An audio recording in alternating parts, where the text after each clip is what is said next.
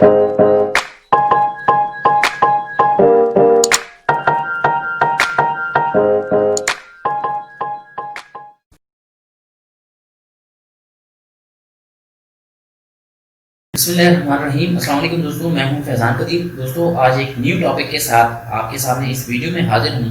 दोस्तों, अक्सर बैंकर्स हजरात मुझसे क्वेश्चंस करते हैं कि हमारी यूबीआई की रजिस्ट्रेशन क्यों नहीं हुई, और हम बाज़ बैंक के एम्प्लॉयज़ वो ये भी कहते हैं कि भाई हमारी तो बाकायदा से सैलरी स्लिप में यूबीआई की डिडक्शन भी शो हो रही होती है, लेकिन हमारे पास यूबीआई का कार्ड नहीं है।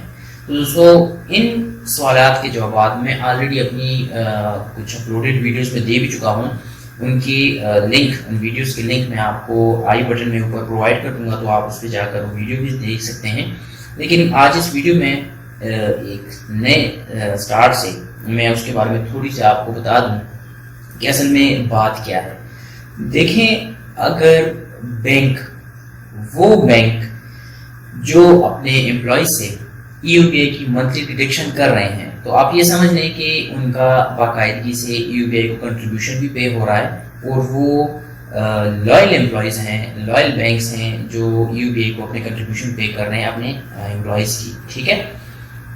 अब कुछ बैंक्स पाकिस्तान में, बल्कि ज़्यादातर बैंक्स हैं जो बड़े बड़े बैंक हैं, उनके नाम मैं यहाँ पे ले भी लूँ। हाँ, फॉर एग्जाम्पल अभी जो हमारे पास रिसेंटली जिनकी अपडेट्स आ रही हैं वो है मुस्लिम कमर्शियल बैंक का एमसीबी, और दूसरे नंबर पर है हबीब बैंक, और उसके अलावा मेरे ख्याल में इलाइट बैंक लिमिटेड, और कुछ और भी हैं बैंक।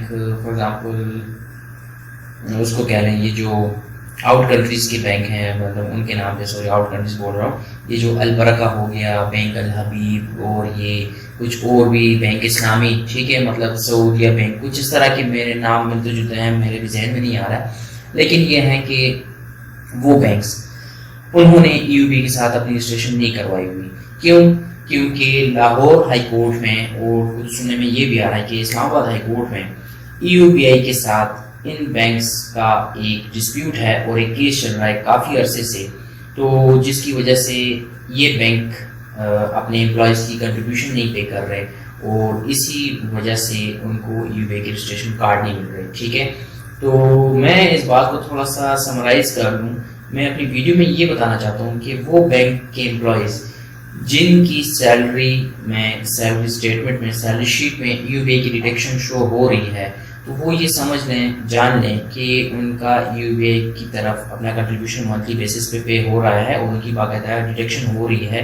ठीक है। तो इंशाल्लाह उनका फ्यूचर सेफ है, मतलब यूबीआई की तरफ से उनकी रिटायरमेंट के वक्त उनको इंशाल्लाह बेनिफिट दिया जाएगा।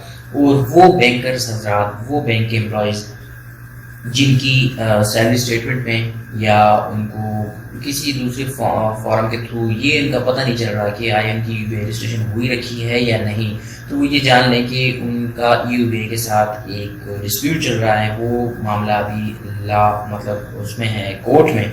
तो जब तक कोर्ट की तरफ से यूबीआई के बीच और बैंक वालों के बीच मामला तय नहीं पाता, तो तब तक उनकी यूबीआई की रजिस्ट्रेशन नहीं होगी।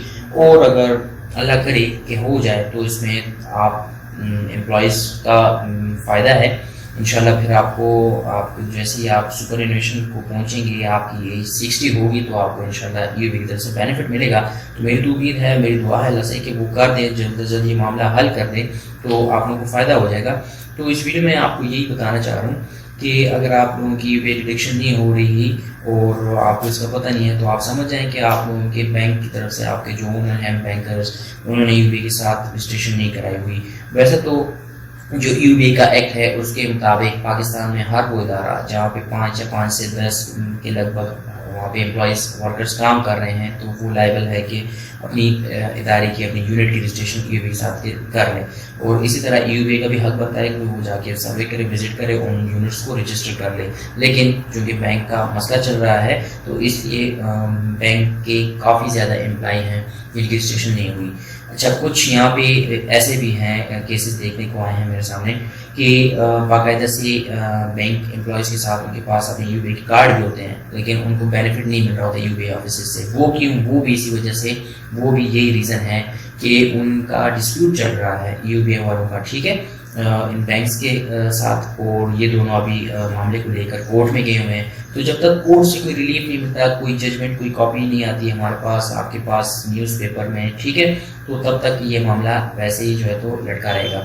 تو یہ ہے آج کی ویڈیو میں آپ کو کلیئر کرنا میری طرف سے کہ آپ پریشان نہ ہوں. جب تک آپ کے بینک اونرز اور یو بی اے کے درمیان اور تھرڈ پارٹی کورٹ کے ذریعے کوئی آرڈر نہیں ہوتا، تو تب تک یہ معاملہ ایسے ہی لٹکا رہے گا. لیکن امید اچھی کی کرنی چاہیے، انشاءاللہ یہ معاملہ جلد از جلد حل ہو جائے گا.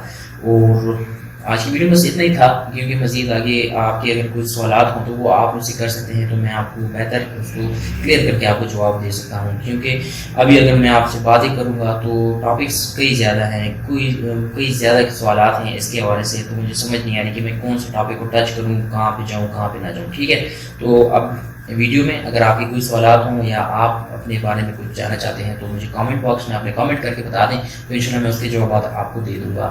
تو آج کی ویڈیو میں یہاں پہ کلوزنگ کرتا ہوں، پھر نیکسٹ کسی ٹاپک پر اگلی ویڈیو میں آپ سے پھر ملاقات ہوگی. تو اجازت چاہتا ہوں، تب تک کے لیے پھر آپ سے اگلی ویڈیو میں ملاقات ہوگی. تو تب تک کے لیے اللہ حافظ.